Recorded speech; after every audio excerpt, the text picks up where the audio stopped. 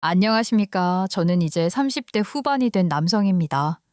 사실 이 채널에는 남성분들이 사연을 보내는 경우가 많지 않아 보이는데요. 저에게 어디 가서 말을 하기 너무 부끄러운 충격적인 사건이 벌어지게 되어서 이렇게 찾아오게 됐어요. 임금님 귀는 당나귀 귀 하고 외쳐야 하는데 어디에도 말을 할 수 없는 이야기다 보니까 익명성이 보장되는 이곳에 사연을 보내게 됐습니다. 정말 두고두고 평생의 치욕적인 사건으로 떠오를 그날의 이야기를 지금부터 거짓 하나 없이 여러분들께 들려드릴게요. 남중 남고를 나온 학생들 중에 여자에게 관심이 없는 아이들은 거의 없다고들 하잖아요. 저도 중고등학교 시절을 돌아보면 그 말이 틀렸다고는 못하겠더라고요. 친구들은 정말 하루도 빠짐없이 여자 이야기만 했어요. 쉬는 시간만 되면 자연스럽게 그쪽으로 화제가 흘러갔고 점심을 먹을 때도 학교 길에서도 마찬가지였죠. 요즘 그 연예인 알지? 진짜 예쁘지 않냐? 이런 말로 시작된 이야기는 금세 동네에 있는 여중 여고로 옮겨갔어요. 야, 옆에 여자고등학교 1학년 2반인가 3반에 예쁘장하게 생긴 애 있대. 나 누군지 알 것 같아. 청소학원 다니는 애 아냐? 걔 학원에서 봤는데 진짜 괜찮더라. 이야기가 한참 달아오르는 날에는 솔직히 말해서 지금 기준으로 보면 고소를 당해도 이상하지 않을 정도로 야한 이야기까지 나왔어요. 누구는 완전 날라리 같지 않냐. 그런 애들이랑 하룻밤 보내보면 느낌이 다를 것 같긴 하다. 이런 말들이 아무렇지도 않게 튀어나왔죠. 요즘 같았으면 그 말 한마디로도 큰 사건이 됐을 거예요. 단체로 불려가고 학부모까지 오고 뉴스에 나와도 이상하지 않았겠죠. 그런데 그때는 대부분 교실 안에서 애들끼리 속닥거리다가 끝나는 이야기들이었어요. 누군가 몰래 녹음해서 퍼뜨리는 일도 없었고 SNS도 지금처럼 발달하지 않았으니까요. 그냥 그 또래 남자애들끼리만 소비하고 사라지는 말들이었죠. 반 아이들 중에서 누가 누구를 좋아하게 됐다는 소문이 돌기만 해도 난리가 났어요. 그러다가 여자친구가 생겼다는 이야기가 들리면 질문은 늘 똑같았어요. 키스는 해봤냐? 스킨십은 어디까지 했냐? 그걸 또 농담처럼 주고받는 게 그 나이 남자애들이 딱 좋아할 만한 놀이였던 것 같아요. 다들 웃고 떠들고 괜히 더 과장해서 말하고요. 그런데 저는 이상하게 그런 분위기가 좀 싫었어요. 정확히 말하면 불편했죠. 우리 부모님은 정말 사이가 좋으셨어요. 어릴 때부터 그걸 보면서 자라서 그런지 연애나 여자에 대한 생각도 자연스럽게 영향을 받았던 것 같아요. 부모님께서 늘 하시던 말이 있었거든요. 남자는 여자를 지켜줄 줄 알아야 한다. 그리고 또 이런 말씀도 하셨어요. 내 여자라는 생각이 들면 무슨 일이 있어도 품어줘야 하고 사랑해줘야 한다고요. 그 말이 저는 참 인상 깊었어요. 전적으로 편이 되어주는 것도 당연한 거고 무엇보다 그 여자에 대한 이야기를 함부로 남들한테 해서는 안 된다고 하셨죠. 둘만의 비밀은 둘이서만 간직하는 거라고 부모님은 늘 그렇게 말씀하셨어요. 지금 생각해보면 그게 연애의 기본이라는 뜻이었겠지요. 그래서일까요?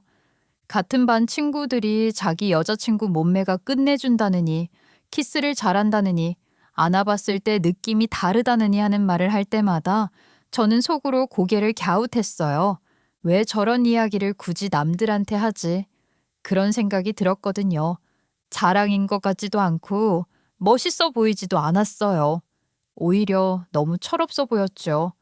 친구들끼리 여자친구 생기면 뭐 제일 해보고 싶냐? 그런 이야기를 나눌 때면 저는 입을 꾹 다물었죠. 한 친구가 짓궂게 저에게 물어보는데 순간 다들 저를 쳐다보는 게 느껴지더라고요. 교실 분위기가 묘하게 조용해졌어요. 저는 잠깐 고민하다가 그냥 편안하게 공원 산책도 하고 영화도 보고 싶다고 말을 했어요. 그 말에 애들이 한꺼번에 웃었어요. 야, 무슨 노인네냐? 공원 산책에 영화를 보는 거야. 언제든지 다른 여자랑도 할 수 있는 거잖아. 그렇게 놀림을 받긴 했지만 저는 그 말이 제 진심이었어요. 누군가를 좋아한다는 건 그 사람을 지켜주고 싶다는 마음이 먼저 드는 거라고 생각했거든요. 그래서인지 저는 그 시절 여자 이야기에 끼어들기보다는 그냥 조용히 듣고만 있었어요. 웃어 넘길 때도 있었고 아예 화제를 돌리기도 했죠. 친구들 사이에서는 제가 좀 별난 애로 보였을지도 몰라요. 하지만 그때의 저는 적어도 부모님이 가르쳐준 그 기준만큼은 놓치고 싶지 않았어요. 여자친구랑 뭘 했고 진도를 어디까지 뺐다 그런 이야기야말로 결국 자기 얼굴에 침 뱉는 짓 아니겠어요. 가만히 생각해보면요. 자기 여자친구에 대한 은밀한 이야기를 남들 앞에서 죄다 까발리는 거나 다름없는 거잖아요. 저는 그게 도무지 이해가 안 됐어요. 좋아한다면서 아낀다면서 왜 굳이 남들 입에 올려서 희화화를 시키는 건지 말이에요. 그래서 저는 그런 이야기들에 단 한 번도 낀 적이 없었어요. 애초에 끼고 싶지도 않았고요. 사실은 끼어들 자격도 없었죠. 왜냐고요? 저는 고등학교를 졸업할 때까지 여자친구를 한 번도 사귀어 본 적이 없었거든요. 그래서 친구들 사이에서 붙은 별명이 있었어요. 바로 마법사였죠. 우리 중에 마법사인 친구는 얘밖에 없을걸. 아유, 여자 앞에서는 얼마나 쓱맥인지. 여태까지 연애 한 번 안 해본 게 실하냐? 이런 말들을 농담처럼 수도 없이 들었어요. 웃으면서 넘기긴 했지만 마음 한구석이 아예 안 찔렸다고 하면 거짓말이겠죠. 그래도 저는 스스로를 변명할 이유는 없다고 생각했어요. 친구들이 이성에 관심을 쏟을 때 저는 운동장에 나가서 축구를 한 판 더 하는 게 좋았고요. 친구들이 여고담을 넘어서 예쁘다는 애들한테 쪽지를 던질 때마다 저는 도서관에서 책 한 권을 더 읽는 게 제 인생에 도움이 될 거라고 믿었거든요. 그런 잡다한 것들에 관심이 없었던 덕분인지 성적은 늘 좋은 편이었어요. 사춘기 때도 딱히 비뚤어질 이유가 없었죠. 내신 챙기고 필독 도서 읽고 수능이랑 논술 준비하면서 살다 보니 고등학교 3년이 정말 빨리 지나갔어요. 친구들은 연애 한번 못 해본 고자라고 놀렸지만 저는 속으로 그냥 웃고 말았죠. 저는 제대로 된 인생을 살아가고 내 발로 서게 되면 연애는 자연스럽게 따라오는 거라고 생각했어요. 그게 제 나름대로의 논리였죠. 그런데 지금 와서 생각해보면 어쩌면 그게 문제라면 문제였을지도 모르겠어요. 청소년기 때만 할 수 있는 풋풋한 연애라는 게 있잖아요. 서툴러도 괜찮고 어색해도 웃고 넘길 수 있는 시기요. 그런 경험을 통해서 연애하는 법도 배우고 여자를 어떻게 대해야 하는지, 어떤 말과 행동이 상대를 편하게 하는지, 또 어떻게 해야 호감을 얻을 수 있는지도 자연스럽게 익히는 거였을 텐데요. 저는 그 모든 과정을 통째로 건너뛰어 버렸어요. 연애는 나중에 잘 준비해서 제대로 하면 되는 것이라고만 생각했거든요. 머릿속으로는 완벽한 연애를 그려놓고 현실에서는 아무것도 하지 않은 셈이었죠. 그러다 보니 막상 사람들 사이에서 저는 그렇게 이성적인 매력이 돋보이는 사람은 아니었어요. 누군가에게 다가가는 법도 서툴렀고 관심을 표현하는 것도 어색했죠. 좋아하는 마음이 생겨도 어떻게 풀어내야 할지 몰라서 그냥 혼자 삼키는 쪽을 택했어요. 그게 성숙함이라고 착각했던 것 같아요. 사실은 경험이 없었던 거였는데 말이죠. 군대에 가서도 남탕이었고요. 대학도 하필이면 공학과를 가는 바람에 또 남탕이었죠. 거기다 직장까지 남초 회사로 들어가게 되면서 저는 점점 여자를 대하는 게 어려워졌어요. 그냥 어렵다 수준이 아니라 시간이 갈수록 점점 더 벽이 생기는 느낌이었죠. 특히 회사에 다니면서부터가 문제였어요. 야근은 거의 밥 먹듯이 했고 하루 종일 남자 선후배들 사이에 끼어 앉아서 시덥잖은 이야기나 듣다가 다시 일에 몰두하는 생활이 반복됐거든요. 회식 자리에서도 여자 이야기는 늘 농담 반, 허세 반이었고 저는 그저 웃으면서 듣기만 했어요. 그러다 보니 여자와 실제로 대화를 나눠본 기억 자체가 점점 희미해졌죠. 어느 정도였냐면요. 카페에 가서 커피 한 잔을 시키는 것도 부담스러워졌어요. 카운터 뒤에 여자 직원들이 여러 명 서 있으면 괜히 심장이 빨리 뛰고 주문할 말을 머릿속에서 몇 번이나 연습하다가도 막상 입을 열면 말이 꼬였죠. 찌질이의 극치였습니다. 친구들 중에는 결혼을 일찍 한 애들도 있었고요. 여자친구만 벌써 10번째라고 자랑하는 친구도 있었어요. 너 아직도 제대로 된 연애 한 번 못했지? 나이가 30대인데 그게 말이 되냐? 내가 여자 하나 소개시켜줘? 아니야. 나는 자만추, 자연스러운 만남을 추구한다고. 소개팅을 해주겠다는 말을 들을 때마다 저는 괜히 더 쫄았어요. 사실은 무서웠어요. 여자를 만나본 경험이 너무 없으니까 뭘 어떻게 해야 할지도 모르겠고 괜히 실수할까봐 겁이 났던 거죠. 여자도 만나봐야 스킬이 늘어나는 법인데 저는 그 첫 단계를 계속 피하고만 있었던 셈이었어요. 물론 30을 넘기면서는 짧게 소개팅 같은 걸 하긴 했어요. 한두 번 만나서 밥도 먹고 커피도 마셔보고 연락도 조금 해봤죠. 그런데 오래 가진 못했어요. 늘 비슷한 이유였어요. 너무 쑥맥에 재미가 없다고 상대방이 말하더라고요. 직접적으로 말 안 해도 저는 다 느꼈어요. 그럴수록 자존감은 점점 더 떨어졌어요. 나는 왜 이렇게 재미없는 인간일까? 왜 이렇게 사람을 편하게 못 대할까? 요즘 뭐 만나는 사람은 없니? 친구들 자식들이 하나둘 시집장가 가니까 괜히 헛헛해서. 좋은 사람이 생기면 바로 소개시켜 드릴게요. 세상에 좋은 사람만 찾다가는 혼기 놓쳐. 적당한 사람을 만나서 맞춰가면서 살아야지. 그러던 어느 날 친구 하나가 결혼을 했어요. 결혼식이 끝나고 술자리를 가졌는데 그 친구가 정말 신이 나 있더라고요. 결혼하고 나니까 너무 좋다고 하더라고요. 집에 가면 반겨주는 아내가 있다는 게 좋다고, 술 먹은 다음 날 해장국 끓이는 냄새가 좋다고요. 나도 결혼해야 하는데 참 마음 맞는 사람 만나기가 어렵네. 내가 소개팅 하나 해줄까? 우리 와이프 후배가 하나 있는데 괜찮은 애야. 그 말을 듣는 순간 저는 잠깐 고민했어요. 예전 같았으면 바로 거절했을지도 모르죠. 그런데 그때는 달랐어요. 30 중반이 되니까 소개팅도 잘 안 들어오고 여자를 만날 기회 자체가 너무 줄어들었거든요. 이대로 가다가는 정말 혼자 늙어갈지도 모른다는 생각이 스쳤어요. 저는 무조건 해달라고 말을 했죠. 친구들이 소개를 해준 여자는 20살 대 후반이었어요. 정확히 말하면 29이었죠. 그 얘기를 듣는 순간 저는 솔직히 깜짝 놀랐어요. 제 나이가 36이었거든요. 7살이나 어린 여자를 소개해 줄 거라고는 정말 상상도 못했어요. 머릿속이 잠깐 하얘지더라고요. 소개팅 자리에서 선하게 웃는 29살 여자를 보면서 제가 도둑놈이 된 기분이 들어서 당황한 티를 내고 말았어요. 그래도 또래 친구들을 만나는 게 낫지 않아요? 저는 결혼까지 생각하고 나온 자리라. 괜찮아요. 제 이상형이 아빠 같은 사람이거든요. 그래서 나이 차이는 별로 신경 안 써요. 제가 아빠 같은 사람이 될 수 있을지 잘 모르겠는데요.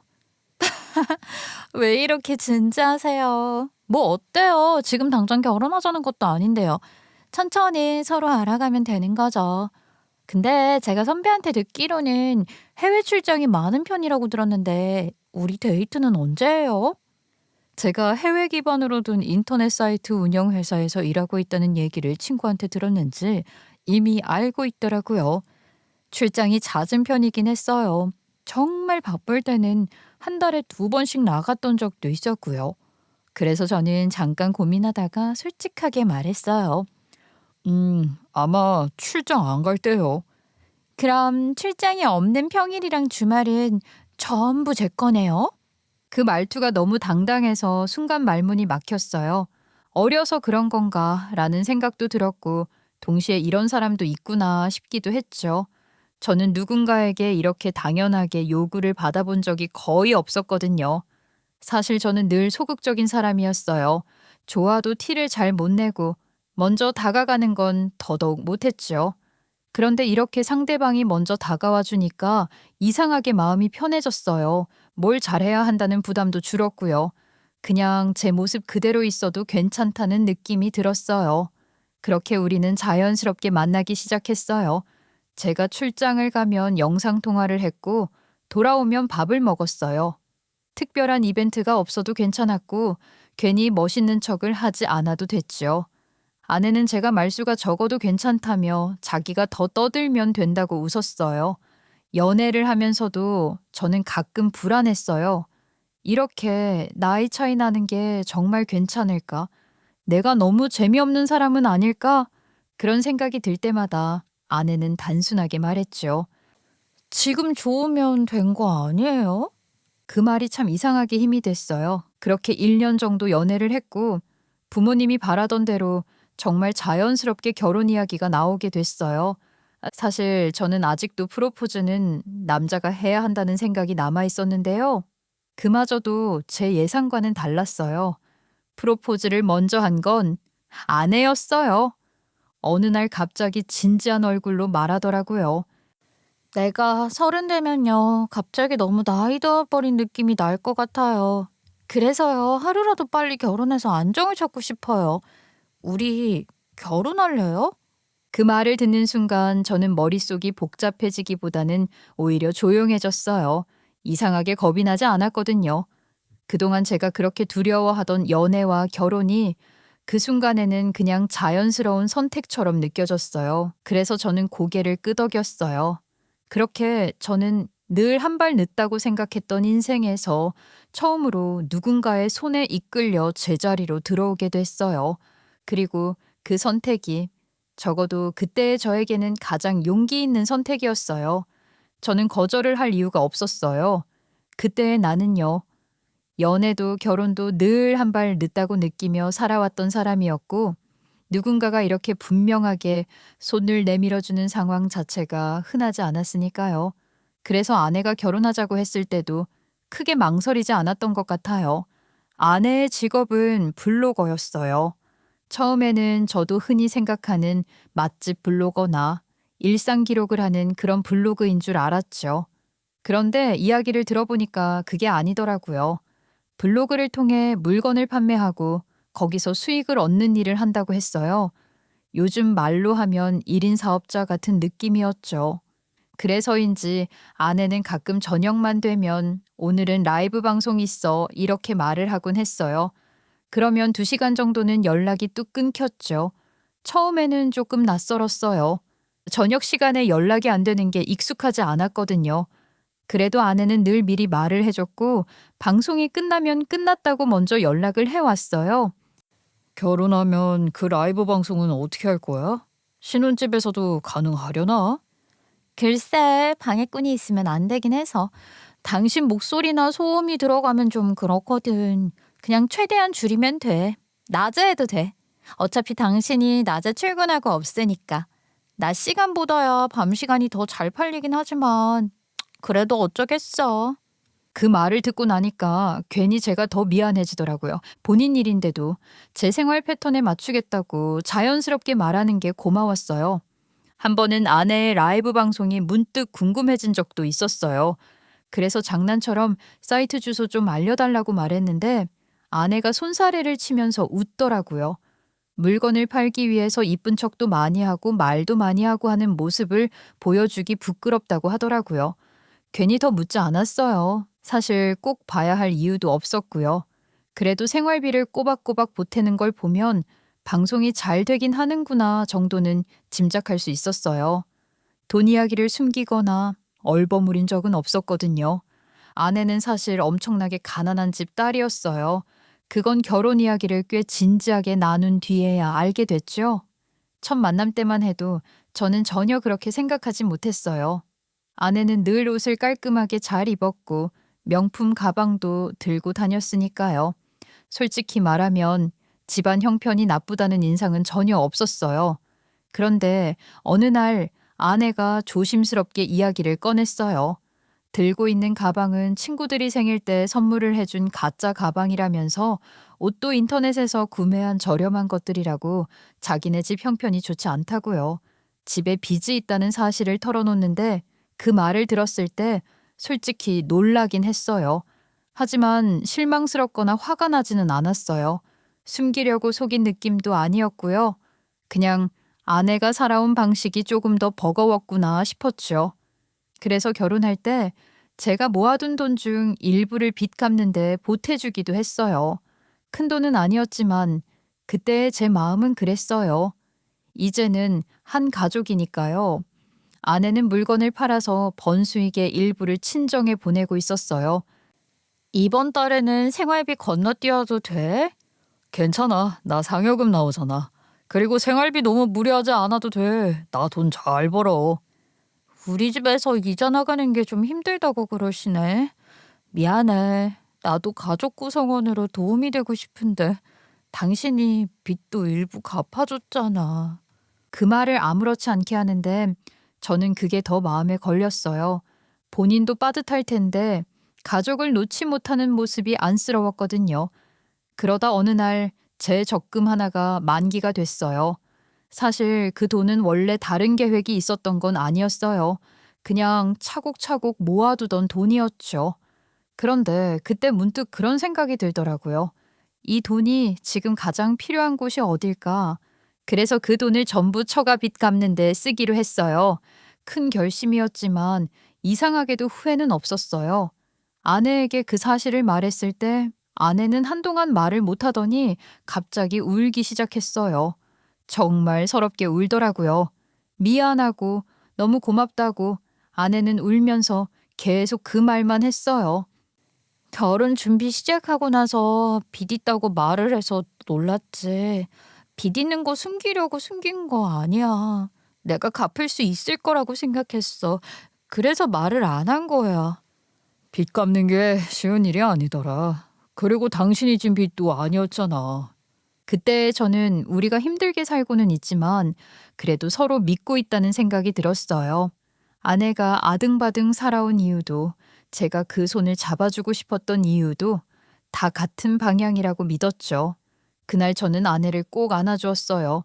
정말 꽉 안았죠. 아내가 그동안 빚 때문에 얼마나 마음의 짐을 짊어지고 살아왔을지 그제야 조금은 이해가 됐기 때문이었어요.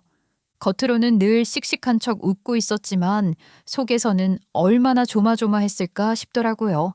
아내는 정말 강한 사람이었어요.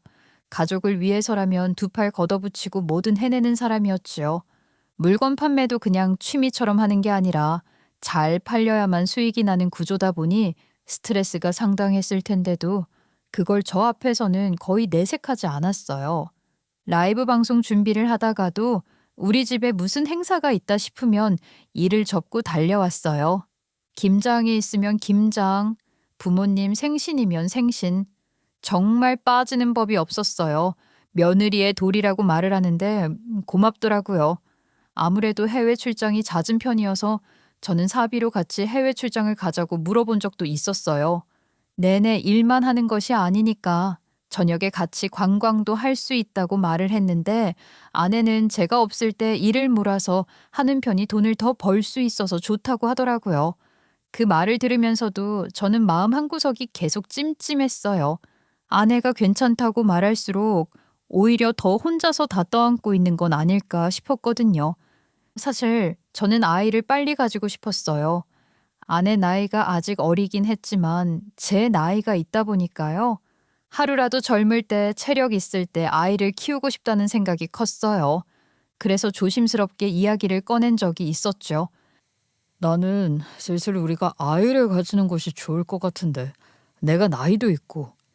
당신은 출장이 너무 많아서 육아를 도와줄 수 없을 것 같아서 나 혼자서 집안일에 육아에 일까지 하려면 너무 힘들 것 같아.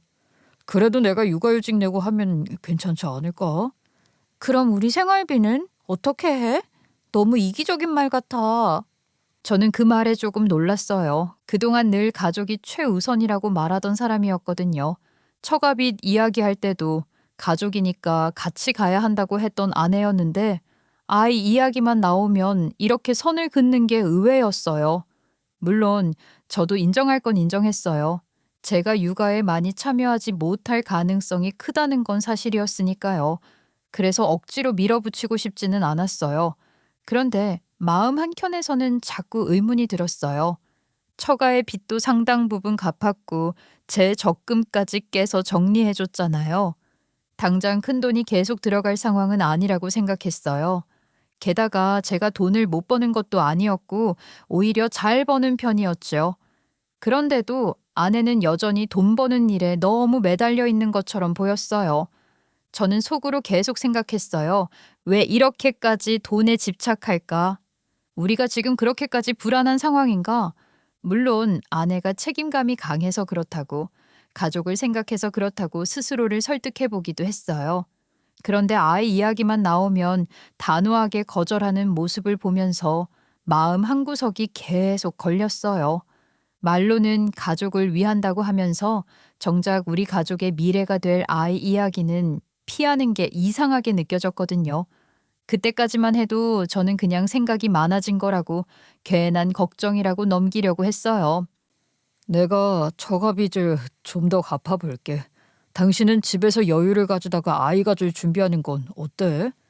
그럴 순 없어. 우리 부모님이 당신이 갚아주는 거 알면 빚에 대해 숨길 거야. 그리고 우리 부모님 노후 준비도 안 되어 있고. 그 말을 듣고 나니까 더 이상 뭐라고 할 수가 없었어요.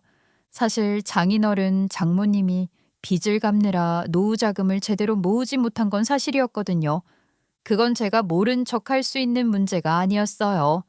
게다가 제 성격이 원래 그런 편이잖아요.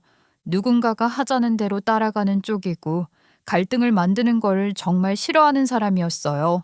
무엇보다 출산이라는 게 여자에게 훨씬 불리한 일이라는 것도 알고 있었고요. 몸도 커리어도 인생의 흐름도 여자가 더 많이 감당해야 하잖아요. 그래서 아이를 가지자는 이야기는 그 이후로 더는 꺼내지 못했어요. 아내가 준비되지 않았다고 말하는데 제가 그걸 밀어붙일 명분도 없었고요. 아내는 집에서 방 하나를 통째로 쓰고 있었어요. 그 방에는 아내가 파는 물건들 샘플이랑 배송 나갈 물건들이 빼곡히 들어차 있었죠. 박스도 많았고 포장재도 항상 쌓여 있었어요. 솔직히 처음엔 집이 조금 어수선해 보이긴 했지만 아내의 일이라고 생각하니까 그냥 이해했어요. 그런데 어느 날부터였어요. 그 방이 점점 비어가기 시작하더니 나중에는 거의 텅 비어버렸어요. 박스도 사라지고 물건도 안 보이고요. 그래서 제가 물어봤죠. 판매일 중단하는 거야? 방이 텅 비었던데? 아, 그거? 일이 좀 잘 풀려서 본사 측에서 바로 배송해주기로 했어. 나를 거치지 않고. 잘 됐지 뭐. 말은 그럴듯했어요. 요즘은 다 그렇게 한다고도 했고요. 저는 그쪽 업계를 잘 모르니까 그런가 보다 하고 넘어갔어요. 괜히 아는 척하면서 캐묻고 싶지도 않았고요. 그런데 그 뒤로 아내의 생활 패턴이 조금 달라졌어요. 휴대폰을 손에서 놓지 않는 시간이 부쩍 늘었거든요. 밥 먹으면서도 소파에 앉아 있을 때도 심지어 누워 있을 때도 계속 휴대폰을 보고 있었어요. 당신 누구랑 그렇게 연락을 하는 거야? 밥 먹을 땐 밥에 집중해야지. 아, 본사 매니저. 물건이 얼마나 나갔는지 실시간으로 보고받아야 해서. 그렇구나 싶었어요.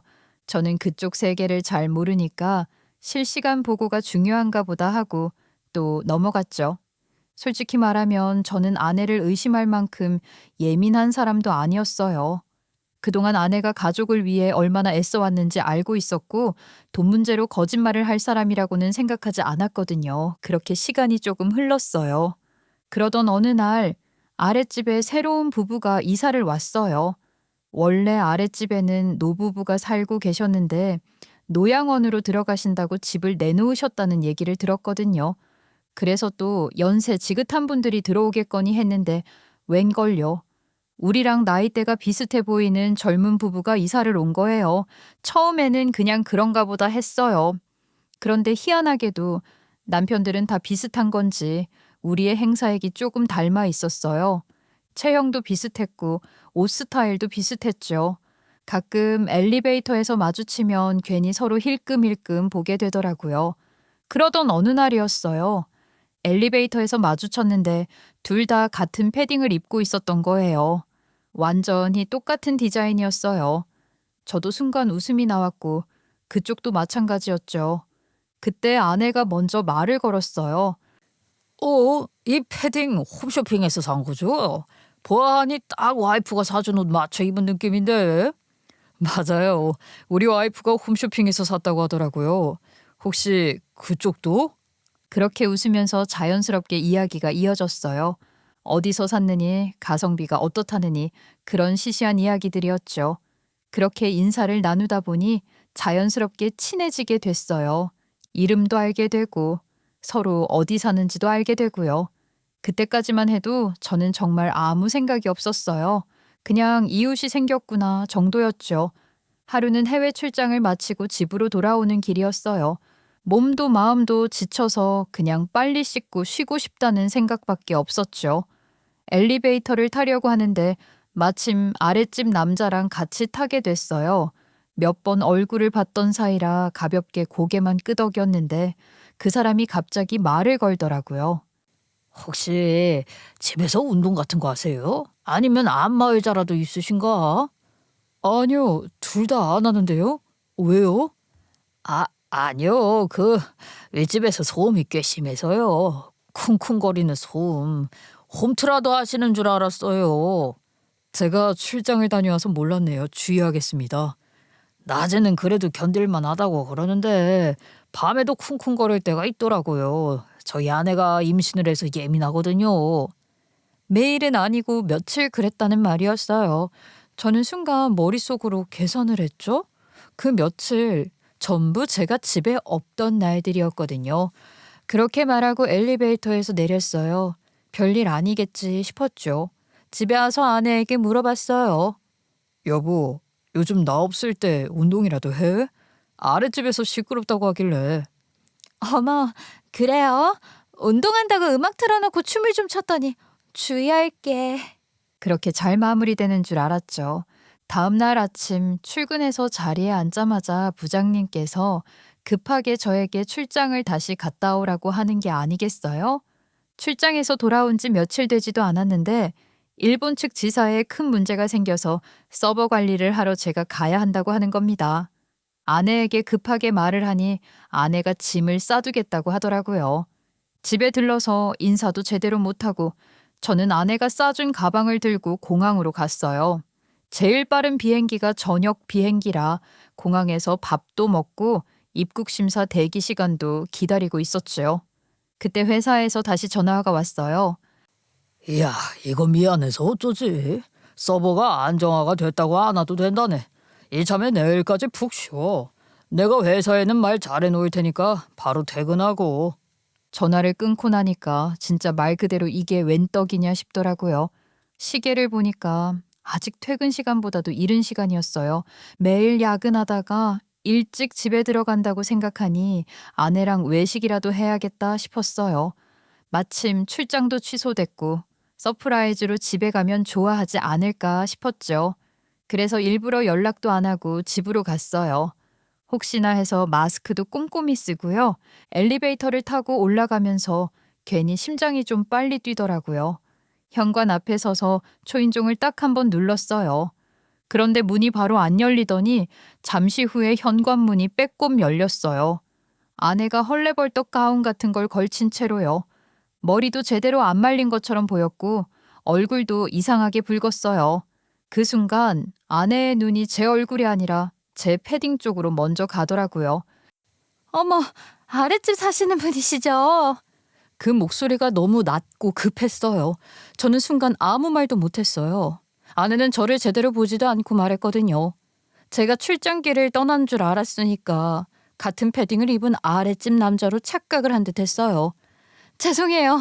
조금 시끄러웠죠. 제가 주의한다고 했는데 금방 조용히 할게요. 그 말을 듣는 순간 귀가 먼저 반응했어요. 아내 목소리였죠. 그런데 그 다음이 문제였어요. 현관 안쪽에서 분명히 남자 목소리가 들렸거든요. 저는 분명히 아내가 혼자 있어야 할 집에서 왜 남자의 목소리가 들리는 건지 의문이 들었죠. 심장이 얼마나 빠르게 뛰던지 머릿속이 새하얗게 변하는 느낌까지 들었어요. 뭔데? 오래 걸려? 언제까지 멈춰놔? 순간 머릿속이 하얘졌어요. 발밑이 꺼지는 느낌이 이런 건가 싶더라고요. 저는 아무 말도 못하고 현관에 그대로 서 있었죠.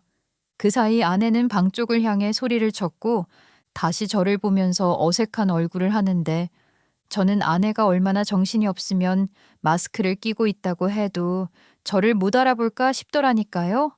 주먹이 불끈 쥐어지고 온 몸이 부들부들 떨리는데 아내가 마침표를 딱 찍어버리는 게 아니겠습니까? 제가 아무런 말도 하지 않고 서 있으니까 빨리 돌려보내고 싶었나 봅니다. 주의할게요. 죄송해요. 저희가 아직 신혼이라 그래요. 한껏 웃으면서 이야기를 하는데 눈물까지 핑 돌 것 같은 느낌이 들었어요. 출장을 자주 가서 집을 비우는 동안 이 사람이 몇 번의 바람을 피운 걸까 하는 생각이 들면서 배신감이 밀려왔어요. 저는 고개를 푹 숙였죠. 그 순간 안방 쪽에서 남자 하나가 고개를 빼꼼 내밀었어요. 누군데 하면서 얼굴을 비추는데 그 얼굴을 보는 동시에 저는 반사적으로 마스크를 확 내렸어요. 그때 아내 얼굴이 변하는 걸 봤죠. 진짜로 귀신이라도 본 사람처럼 얼굴이 새하얗게 질리고 온몸이 덜덜 떨리더라고요. 여보. 비켜봐. 내가 다른 건 다 참아도 분류는 못 참아. 저 남자가 누군지 확인해 봐야겠어. 나와. 여보, 내 말 좀 들어봐. 그게 아니라. 제가 그렇게 말하며 한 발 다가가자 아내가 다급하게 제 팔을 붙잡았어요. 아내의 말이 끝나기도 전에 안방에서 고개를 내밀었던 그 남자가 문을 쾅 닫아버렸어요. 그 소리가 집안에 울리는데 제 심장도 같이 내려앉는 것 같았죠. 저는 신발도 제대로 벗지 않은 채 잠겨진 안방문을 두들기면서 문을 열으라고 소리를 질렀어요. 아무리 문고리를 잡아당겨봐도 안에서 잠겨버린 상태라 문은 열리지 않았어요. 당장 문을 열으라고 소리치는 제 목소리가 떨리고 있다는 걸 저도 느꼈어요. 그때 아내가 뒤에서 울먹이면서 말했죠. 여보, 진정해봐. 나 바람 피운 거 아니야. 진짜로 아니야. 오해야 그거. 개소리 하지 마. 내가 뻔히 이 현장을 다 봤는데 어디서 나를 속여. 그 말이 제 입에서 튀어나오듯 나왔어요. 지금 이 상황에서 무슨 오해냐고, 가운 하나 걸치고 집에서 대체 뭘 하고 있었냐고 소리를 치면서 아내를 밀어냈어요. 아내는 힘없이 비틀거리면서도 계속 제 앞을 막으려고 했죠. 저는 더 이상 참을 수가 없어서 서랍으로 가서 마스터키를 찾았어요. 손이 너무 떨려서 한참을 뒤적였던 것 같아요. 열쇠를 찾아서 방문을 따고 들어갔을 때 그 광경은 정말 말로 설명하기 힘들었어요. 그 남자는 안방 안에서 허둥지둥 정리를 하고 있었어요. 그런데 방이 정상이 아니었어요. 침대 뒤쪽에는 초록색 스크린 같은 게 벽처럼 세워져 있었고 책상 위에는 컴퓨터가 켜진 채로 있었어요. 그 옆에는 노트북이 2대나 더 켜져 있었고요. 안방 컴퓨터는 아내가 일할 때 쓰는 거라고 알고 있었어요. 그런데 노트북 2대는 처음 보는 물건이었죠. 머릿속에서 물음표가 계속 떠올랐어요. 이게 뭐지? 왜 이런 게 안방에 있지? 그런데 더 충격적인 건 그 다음이었어요.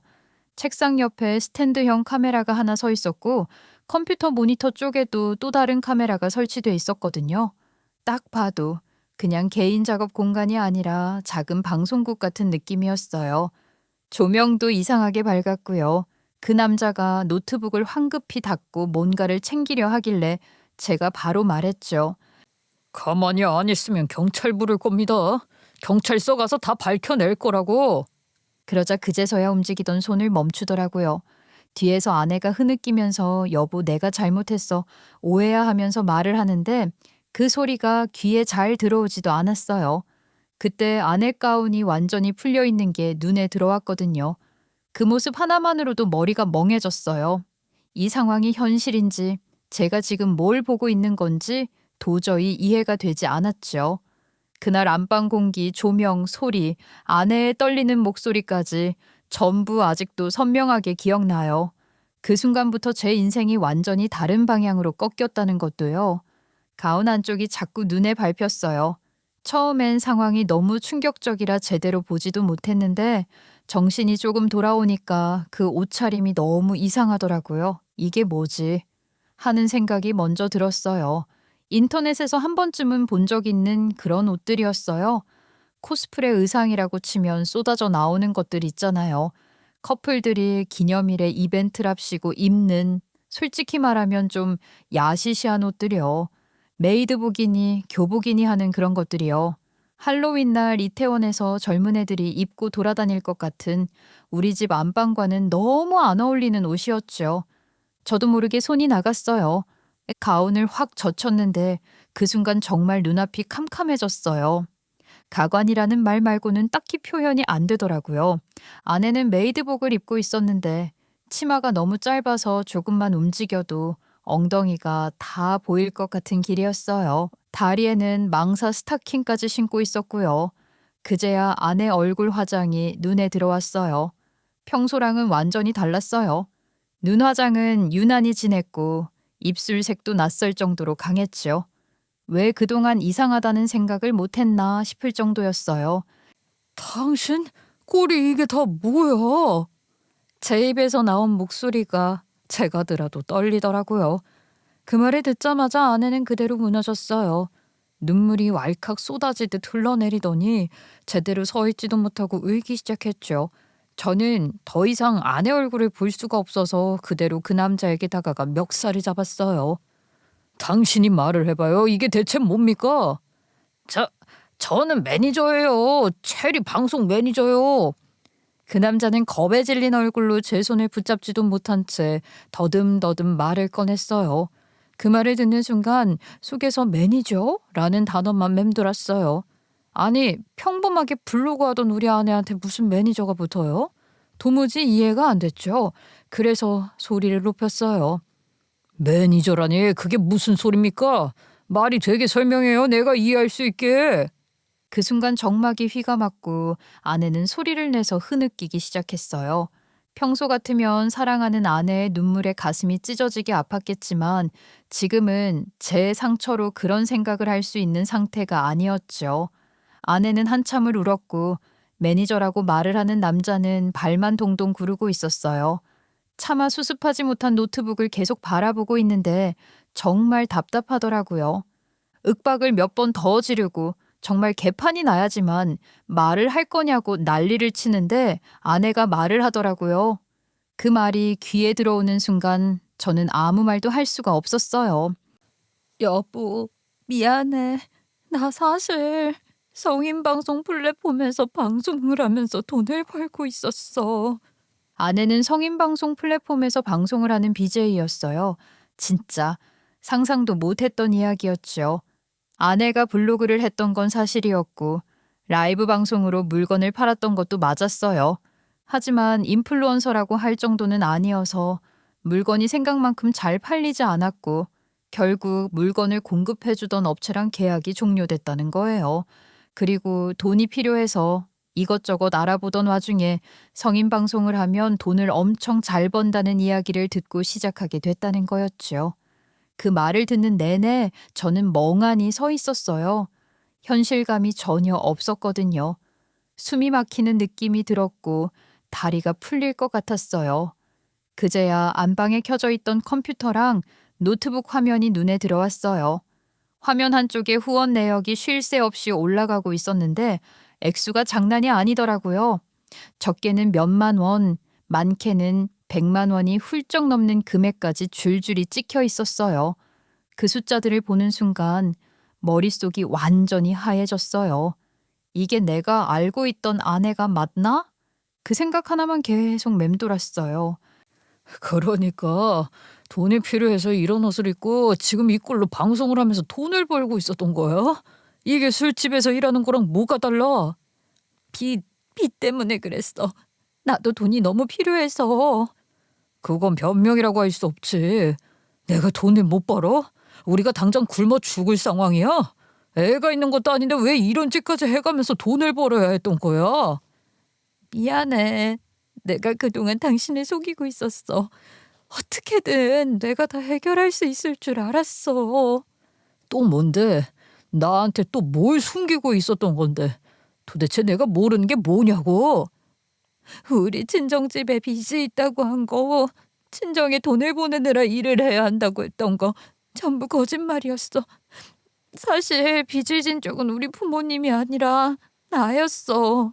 내 빚을 우리 부모님과 함께 갚고 있었던 건데 나도 사는 게 너무 힘들어서 결혼해서 의지하고 기대고 싶어서 우리 부모님 빚이라고 거짓말을 했어. 그게 무슨 소리야? 처가에서 진 빚이라며? 당신이 소녀 가장인 척 했었잖아. 제가 다그치자 아내는 결국 모든 걸 털어놨죠.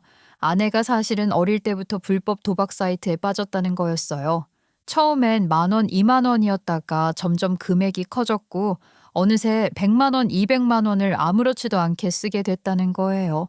그렇게 전 재산을 날리고 모자라서 빚까지 지게 됐고 그 빚을 갚아야 한다는 생각 하나로 버티다 보니 여기까지 왔다는 말이었어요. 고등학교 때 친구를 잘 못 만나서 재미삼아 시작을 한 것이 결국에는 사채빚까지 지게 만들었다는 거였지요. 당신한테 솔직하게 말을 하면 나랑 결혼도 안 해줄 것 같았어. 결혼해서 어떻게든 갚으면 된다고 생각했어. 들키면 이혼당할 것 같아서 말 못했어. 미안해. 도대체 빚이 얼마나 남아있길래 이런 짓을 해서 저렇게 큰 돈을 벌었음에도 다 갚지 못했다는 건데. 내가 생각 없이 사채를 끌어다 쓰는 바람에 이자가 눈덩이처럼 매일매일 불어났어. 지금은 한 2억 정도? 그 말을 듣는 순간 머릿속이 멍해졌어요. 2억이란 숫자는 알고 있는 금액인데 그게 우리 부부 이야기라는 사실이 도저히 받아들여지지 않더라고요. 아내는 성인 방송을 하면 돈을 빨리 벌 수 있을 거라고 생각해서 시작했다고 했어요. 실제로 후원도 잘 터졌고 조금만 더 하면 금방 갚을 수 있을 것 같았다는 거죠. 그래서 아이도 못 가진다고 했대요. 임신을 하면 방송을 못 하니까요. 그 말이 너무 잔인하게 들렸어요. 제가 해외 출장이 잦고 야근도 많은 걸 알고 그 시간만 골라 몰래 방송을 했다는 말에 퍼즐이 하나씩 맞춰지는 기분이 들었어요. 밤마다 휴대폰을 붙잡고 있던 이유, 방 하나를 통째로 쓰던 이유, 어느 순간 물건들이 사라졌던 이유까지 전부요. 방송에서 후원이 터지면 리액션을 해야 해서 춤을 췄고 그 때문에 아랫집에서 쿵쿵거린다고 민원이 들어왔다는 말까지 듣자 더 이상 무슨 말을 해야 할지도 모르겠더라고요.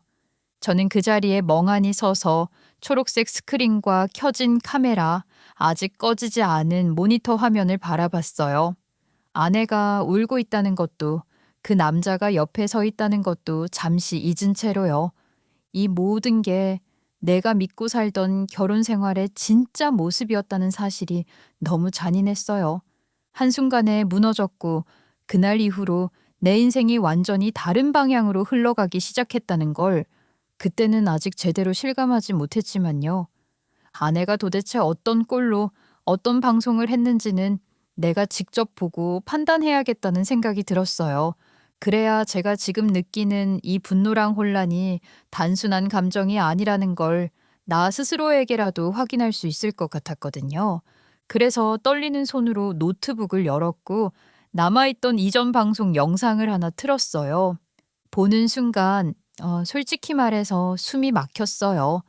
이게 정말 내가 결혼해서 함께 살던 아내가 맞나 싶을 정도로 너무 낯설고 역겨운 모습이었거든요. 화장은 지나치게 진했고 화면 속 얼굴은 제가 알던 아내의 얼굴이 아닌 것 같았어요. 심지어 나이까지 20대 중반이라고 속이면서 오빠를 연발하는데 그 말투 하나하나가 내 귀를 긁는 느낌이었죠. 야시시한 옷을 입고 몸을 과하게 흔들면서 춤을 추는데 정말로 결혼한 여자가 할 짓인가 싶은 생각밖에 안 들었어요. 저는 어릴 때부터 이런 영상이나 문화에 한 번도 관심을 가져본 적이 없었고 내 가족, 내 여자는 무슨 일이 있어도 지켜야 한다고 배워왔고 그렇게 살아왔다고 생각했거든요. 그런데 그 신념이 화면 하나로 산산이 부서지는 기분이었어요. 결혼까지 한 30대 여자가 나이를 속이고 이런 춤을 추고 돈을 받아? 정말 이래도 된다고 생각했어? 양심에 안 찔렸어? 아내는 그 옆에서 고개를 숙인 채 울면서 미안해, 정말 잘못했어 라고 말했어요. 수치스러운 건지 아니면 상황이 들통난 게 두려운 건지 모를 얼굴이었죠.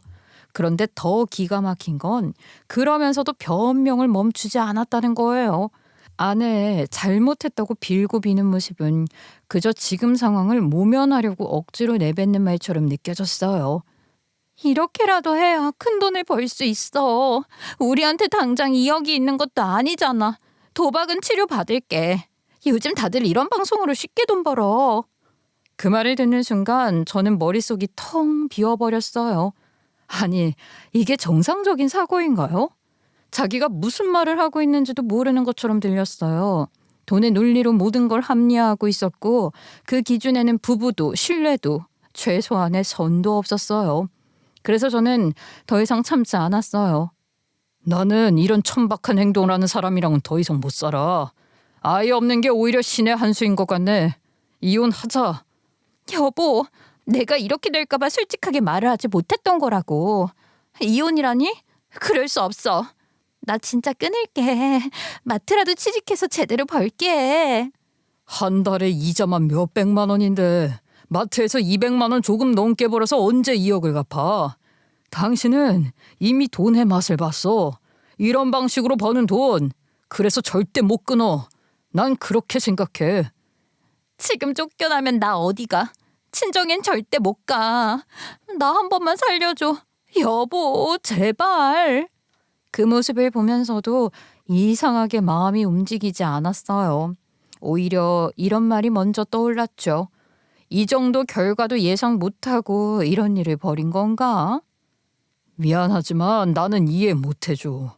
이건 용서의 문제가 아니라 같이 살 수 있느냐의 문제야. 그날 밤 저는 아내와 같은 공간에 있었지만 이미 마음은 완전히 돌아서 있었어요. 분노보다도 더 큰 감정은 철저하게 무너진 신뢰였고 그건 어떤 사과로도 되돌릴 수 없다는 걸 분명히 알고 있었거든요. 아내는 그날 이후로 계속 자기 실수였다면서 잘못했다고 했어요. 각서도 쓰겠다고 했지요. 2번 다시 이런 일을 하면 법적으로 어떤 처벌을 받아도 감수하겠다고 자기가 얼마나 미쳤었는지 이제야 알겠다라고 말이었어요. 그런데 저는 이미 마음이 돌아서 버렸더라고요.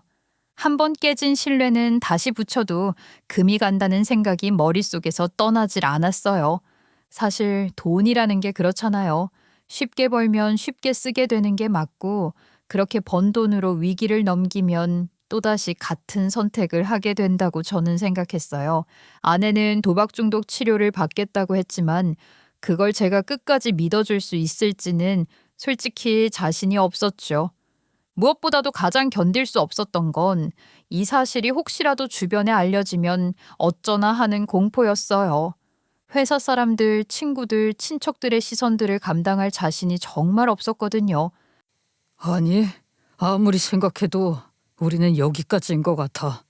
큰 소리도 안 냈고 욕도 하지 않았어요. 그냥 담담하게 우리가 더 이상 회복할 수 없는 지점까지 와버린 것 같다고 말했죠.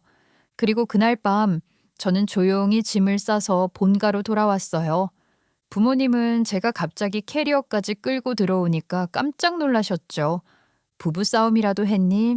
하고 물으셨는데 저는 아무 대답도 하지 못했어요. 입을 여는 순간 다 무너질 것 같았거든요.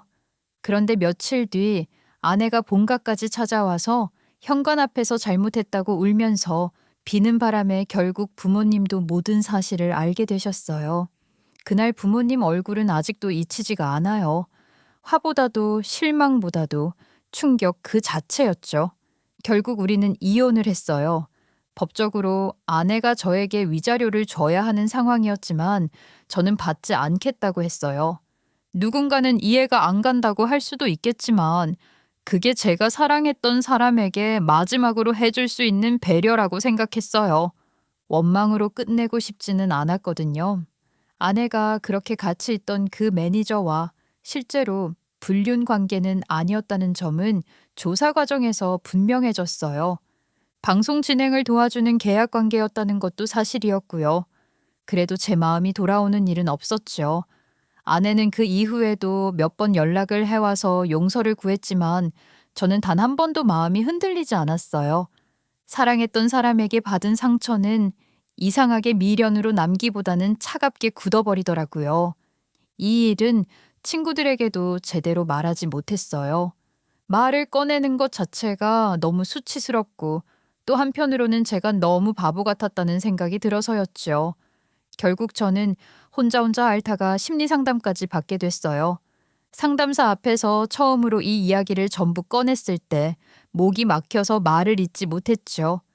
그래도 그렇게라도 털어내고 나니 조금은 숨이 쉬어지는 느낌이 들었어요. 그 이후 아내의 소식은 간간히 들려왔어요. 성인 방송은 결국 그만뒀다고 하더라고요. 빚 문제 때문에 여기저기 쫓기듯 이사를 다녔다는 말도 들었고 도박 치료 프로그램에 등록했다는 이야기도 전해 들었어요. 사실이든 아니든 저는 더 이상 확인하고 싶지 않았어요. 그 사람의 인생은 이제 제 몫이 아니니까요. 저는 지금 혼자 살고 있어요. 회사 일에 집중하면서 지내고 있고 주말에는 운동도 하고 책도 읽으면서 조용히 시간을 보내요. 예전처럼 누군가의 눈치를 보며 살지는 않아요. 결혼이라는 게 꼭 인생의 완성은 아니라는 걸 이 일을 겪고 나서야 제대로 알게 됐어요. 아직도 가끔은 생각나요. 내가 사랑했던 사람, 내가 믿었던 사람, 그리고 내가 꿈꿨던 평범한 가정. 하지만 그 생각에 오래 머물지는 않아요. 상처는 시간이 지나면 완전히 사라지지는 않지만 그 위에 새로운 일상이 차곡차곡 쌓이더라고요. 이렇게 글로 털어놓고 나니 정말 조금은 후련해졌어요. 적어도 이제는 이 이야기를 마음속에서만 곱씹지 않아도 될 것 같거든요. 제 이야기를 끝까지 들어주셔서 정말 감사합니다.